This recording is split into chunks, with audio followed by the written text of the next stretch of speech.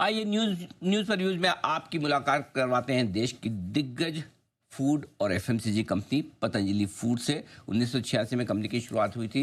देश की प्रमुख एफएमसीजी कंपनियों में शामिल है। एडिबल ऑयल, फूड, एफएमसीजी और विंड पावर जनरेशन जैसे कामकाज में कंपनी है और बड़े बड़े ब्रांड्स हैं। पतंजलि, रुचि गोल्ड, न्यूट्रेला जैसे ब्रांड्स कंपनी ओन करती है और प्रोडक्ट पोर्टफोलियो काफ़ी ज़बरदस्त विस्तृत है।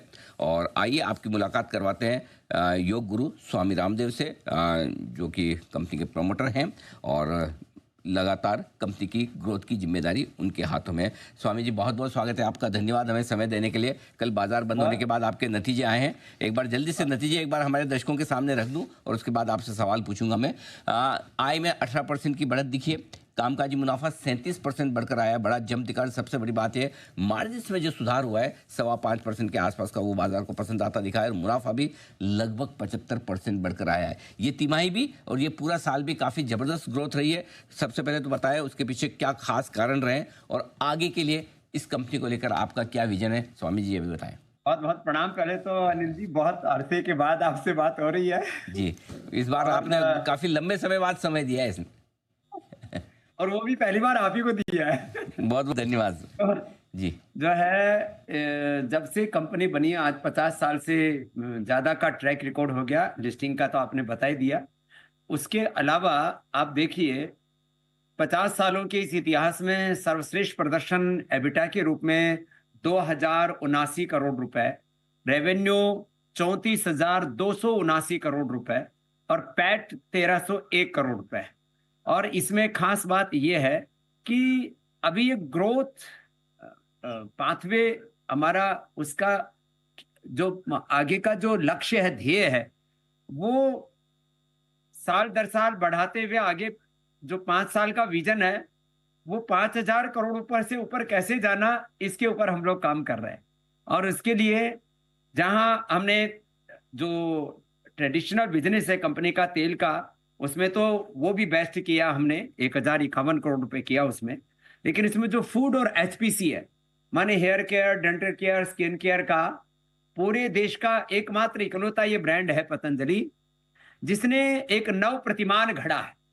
माने आज पूरी दुनिया natural medicine, natural hair care, dental care, skin care की तरफ जा रही है और इसमें पतंजलि का कोई दूसरा मुकाबला नहीं है। और अब तो वैसे भी इस जंग के बाद पूरे देश में एमएनसी हो, चाहे यूरोप की कंपनियां हो, चाहे मिडिल ईस्ट की कंपनियां हो, चाहे चाइना की हो, अब तो यूएस के साथ भी मतलब एक अलग प्रकार की अपनी ठनी हुई है। तो सब लोगों को लग रहा है कि अब ये जो आर्थिक स्वाधीनता का, स्वदेशी का मतलब क्या है, जो हमने बार बार देश में प्रश्न उठाया, आर्थिक आजादी का, तो उस आर्थिक आजादी की सबसे बड़ी पुरोधा कंपनी है तो पतंजलि फूड्स है। हाँ, उसके पीछे जो मदर कंपनी है अपनी पतंजलि आयुर्वेद, उसके पीछे दिव्य फार्मेसी और पूरा एक बहुत बड़ा तंत्र है, जिसमें 1 करोड़ से ज्यादा अपने कार्यकर्ता पूरे देश में हैं। 600 जिलों में, 5,000 तहसीलों में, 3.5 लाख गांव में अपना विस्तार है। तो मतलब जो रीच, और उस रीच को 100 करोड़ से ज्यादा लोगों तो जो अपनी रीच है अनिल भाई, उसको आज पतंजलि ने कस्टमाइज किया है। और एक बड़े रूप में इस रूप में हम आगे बढ़ रहे हैं कि अब एक ही कंपनी हमसे आगे बची है, यूनिलीवर। उसके भी आगे पतंजलि को पहले देश में और फिर दुनिया में कैसे लेके जाना है, ये विजन है अनिल भाई। तो स्वामी जी, सवाल इसी से जुड़ा मेरा फिर दूसरा, कब तक यूनिलीवर के ऊपर निकल जाएंगे आप? और क्योंकि आपने एक चीज़ और भी कही थी पहले कि पतंजलि ग्लोबल, इसे भी बड़ा बनाने का आपका प्लान है। तो पहले तो बताएं, हिंदुस्तान में पतंजलि कब तक नंबर 1 कंपनी बन जाएगी? देखो, आज 18,000 अपने डिस्ट्रीब्यूटर्स हैं। हमारे जो टच पॉइंट हैं वो 70 से 80 लाख के बीच में है, डायरेक्ट इनडायरेक्ट। उसको 1 करोड़ तक लेकर के जाना है।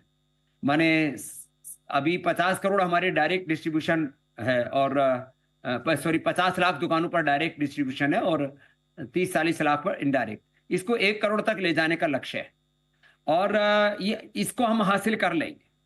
देखिए, अभी यूनिलीवर कोई बहुत दूर नहीं है हमसे। ये ठीक है कि हम थोड़े अफोर्डेबल प्राइस में लोगों को प्रोडक्ट्स उपलब्ध कराते हैं। नहीं तो अभी तो हम यदि हम बाजार हिसाब से चीजों को देखें, hair care, dental care, skin care में जिस तरह से लूट मचा के रखते हैं एमएनसीज, उस तरह से हम चीजों को देखें तो हम आज भी ये फिर 2,000 करोड़ नहीं होता, शायद ही 3,000 करोड़ प्लस तो अभी हो जाता। तो हम हमारी स्ट्रेटेजी है ज्यादा से ज्यादा लोगों को रीच करना, अपना कस्टमर बेस को और ज्यादा बढ़ाना, और उसमें एक जो मिनिमल प्रॉफिट है उसके ऊपर कंपनी को चलाना। और इसीलिए आज पतंजलि जितना बड़ा बेस किसी का नहीं है।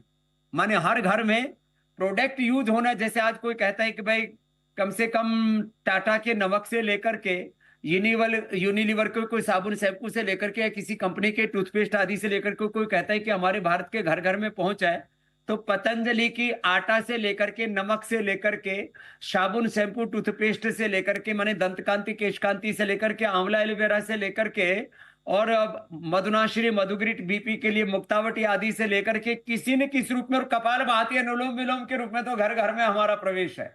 सुबह सुबह लोग, जैसे आज मैं आसन पर बैठा हूं, ऐसे सुबह सुबह आसन जमा करके लोग कपालभाति अनुलोम विलोम करते आते हैं। तो ये ताकत किसी कंपनी की नहीं है। ये जो ट्रस्ट है, ये लोगों का जो एक इमोशनल कनेक्ट है, इसको हमें और स्ट्रेंथन करना है।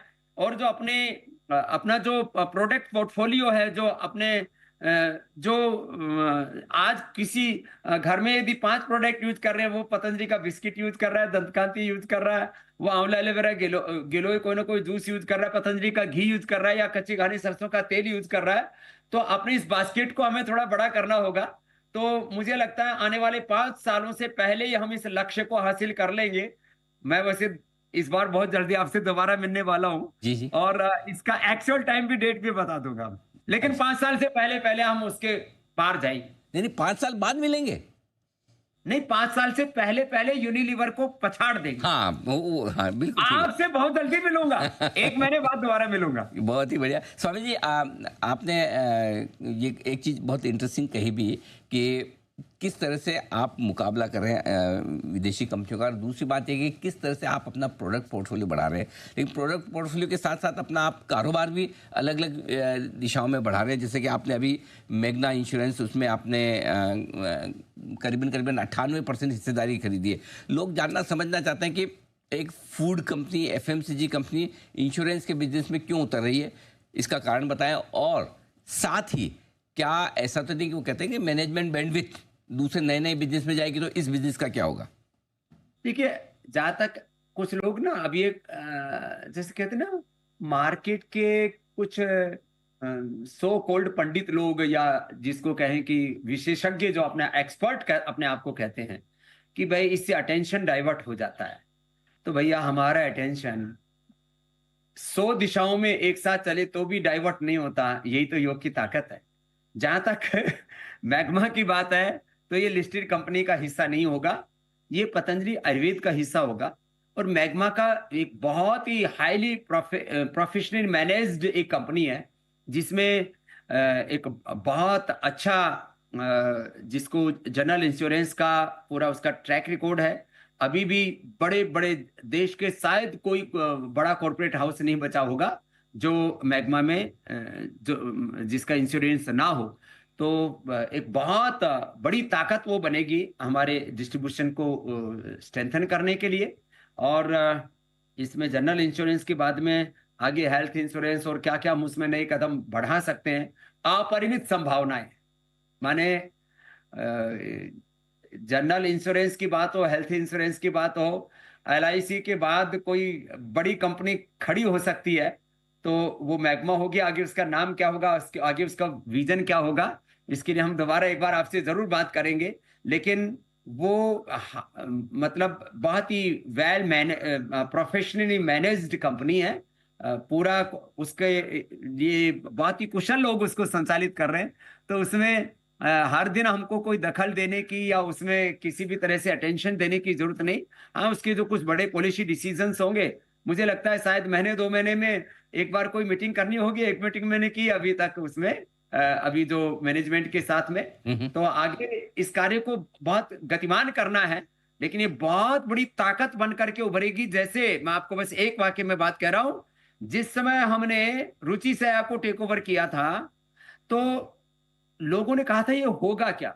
आज वो जैसे फूड की सबसे बड़ी कंपनी बन गई, और अब एचपीसी में भी हम सबसे बड़े होने वाले